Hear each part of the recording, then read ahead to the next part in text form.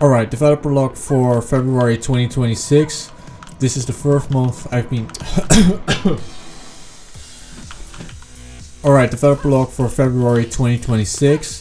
This is the first month I've been working on the game 4 days a week, which has rapidly increased progress. So much progress in fact that I'm only showing a few things, a few of the highlights this month, because otherwise the developer log would take way too long. So the first thing I want to talk about is the new vehicle meshes.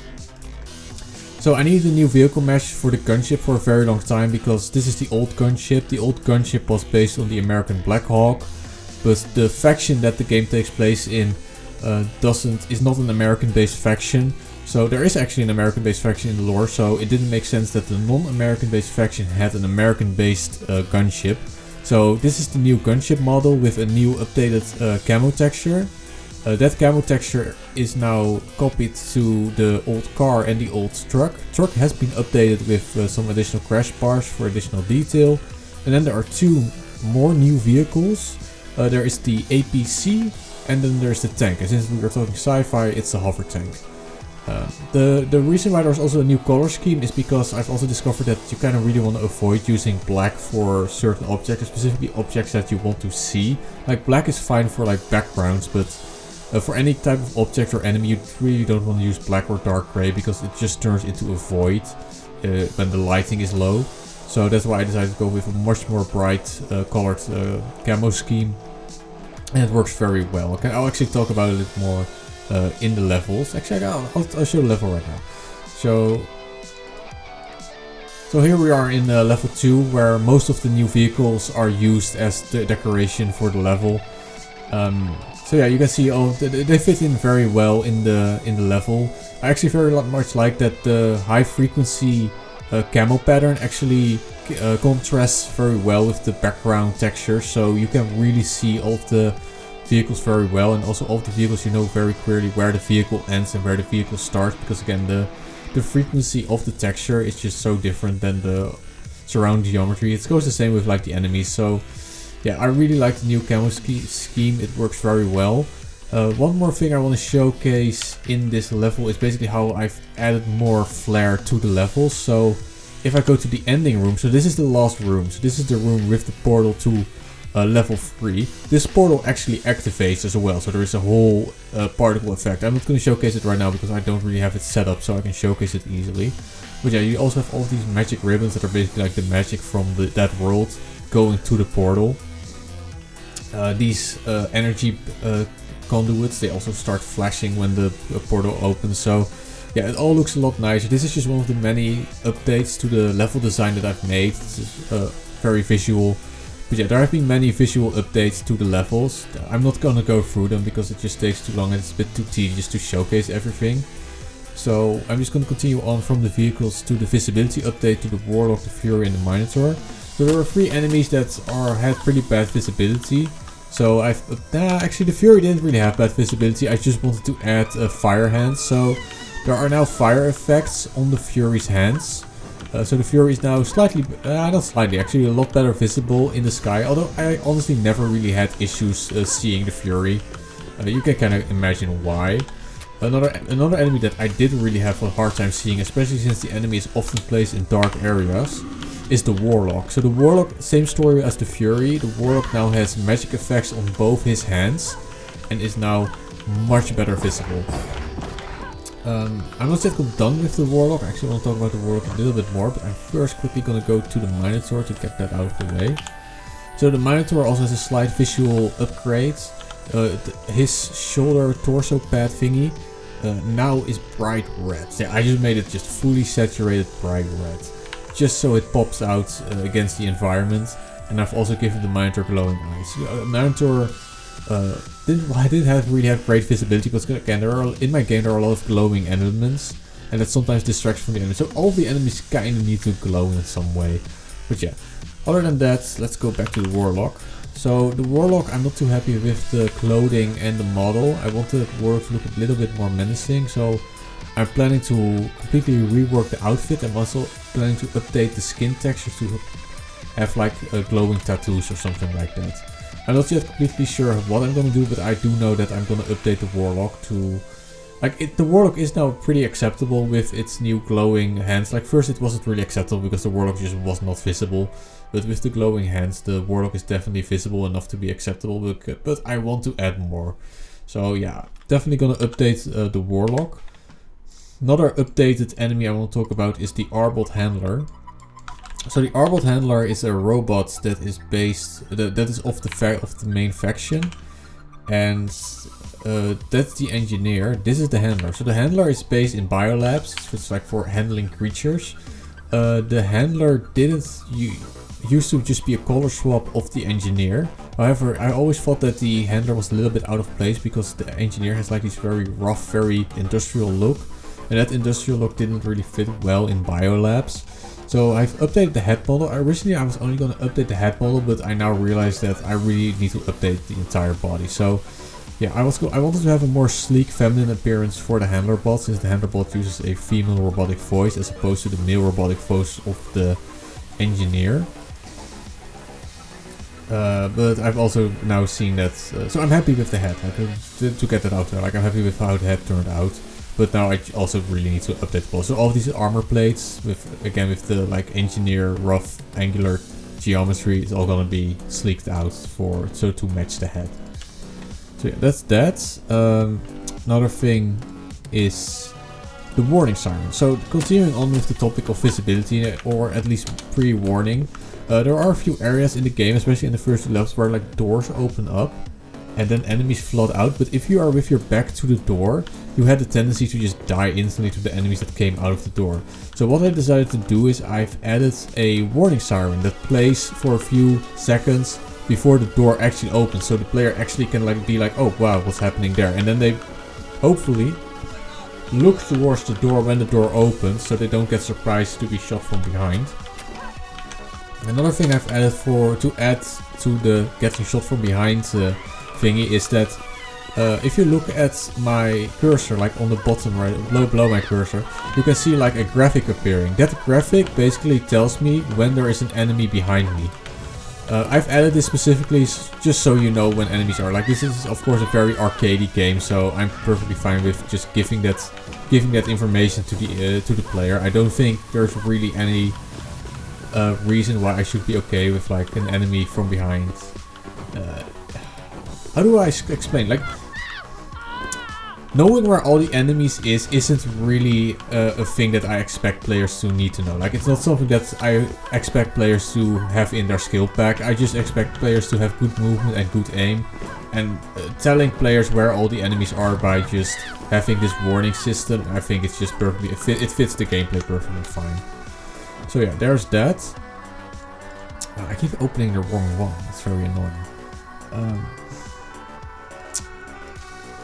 Enemy location warning, that's something that I did. Autosave, so yeah, there are now autosaves in the game. But it's... yeah, these have been... I should have had these a very long time ago. But yeah, there are finally autosaves. So I just ran over an autosave trigger. So I can now do load game, autosaves, and then it loads the autosave. I've added like 4 or 5 autosaves to all of the levels. Autosaves are honestly really important, and I should have added them way long ago. So...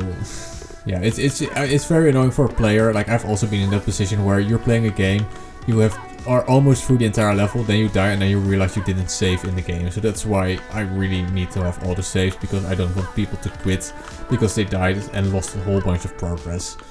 So yeah, there are now autosaves in the game. Pick up physics objects. So yeah, there's now I also made it so that you can pick up and interact with physics objects. So that's of course an explosive barrel, you can pick it up. So you can now do of course the fun thing of like throwing the barrel towards enemies and then shooting it and then blowing up the enemies. Very fun gameplay, not exactly revolutionary since it has been done for ages, but hey, now my game has it. So yeah, every physics object can now be picked up. And that's it. No. So there are one update that I do want to make to the physics object is I want to make it so that you can better manipulate physics objects. Right now a physics object basically just gets a static rotation when you pick it up. I don't really like that, so I want to make it so that if you pick up an object, first of all it rotates at least in terms of like its yaw rotation, it rotates its yaw rotation along. So when I have it pick it up here from behind and I turn it around, it's still from behind. Another thing I want to do is I want to make so that you can actually like rotate stuff back upright. So right now this chair is forever stuck in whichever rotation I pick it up in, and I want to make so that if you pick something up like up here, it basically just rotates back below based on the gravity. So yeah, that's something I want to also add. But yeah, nice. I'm very happy with how it turned out. I want to quickly talk about the floating, the crate carrier. Also something I wanted to make for a very long time. Like there are so many crates in my levels, but like how does the faction actually move these crates around? Well, now there is like a moving platform. So I now have support. I actually didn't plan to talk about this, but let's just talk about it. I've added support for floating platforms that can basically go through a loop. That's it. And also floating platforms that can rotate. Previously I had a limitation where I didn't allow floating platforms to rotate, but now they can. So yeah, other than that, that's pretty much it. So I'm not going to make it any longer because then the developer block is just going to take too long. So what am I working towards?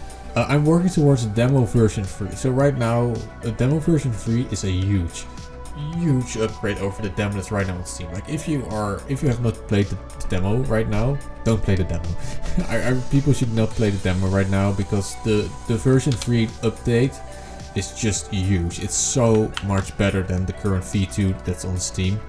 So I hope to have demo phase 3, this huge upgrade. It's just a completely different game. I mean, completely different game, but just, I mean, to me it feels like a different game. I'm planning on it in April. I don't think I wanted to reach March. I don't really have that many things left to do, but I always know that there are more things gonna pop up in between. So I hope that April is gonna be the month where I will release demo phase 3. And again, it's just gonna be so much better. So yeah, these are kind of all the things that still need to be done.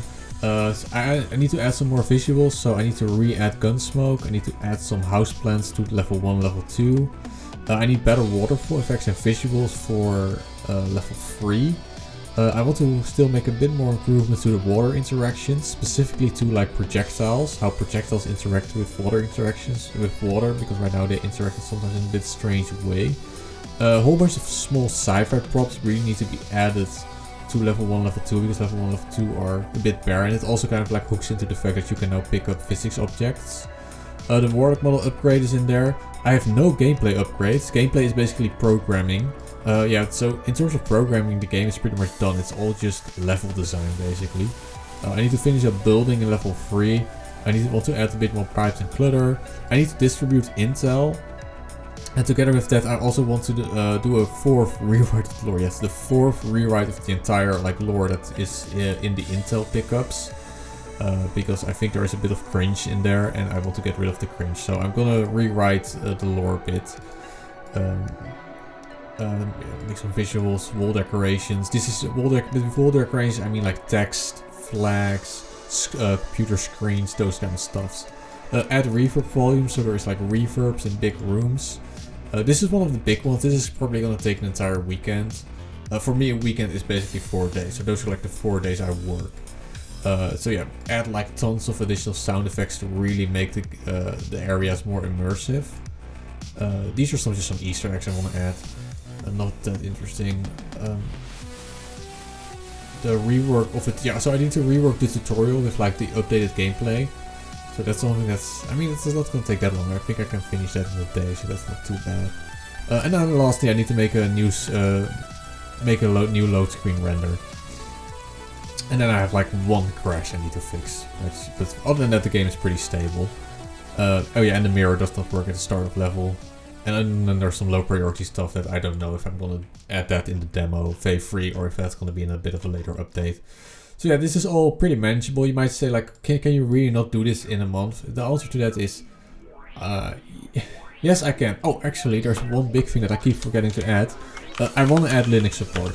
So I really want to see if I can compile the game for Linux. So this is also just probably going to take an entire like week for me. So like an entire 4-day week for me. I really also want to add the game to Linux because I can compile for Linux with Unreal. Like all I have to do is just I'm pretty sure all like if I can go here like somewhere here like package project Linux. I'm pretty sure that's all I need to do, like package product Linux done, and then I have a Linux distribution. But yeah, I'm not gonna make this any longer. I'm already over time right now, so yeah, that's pretty much it, and see you next month.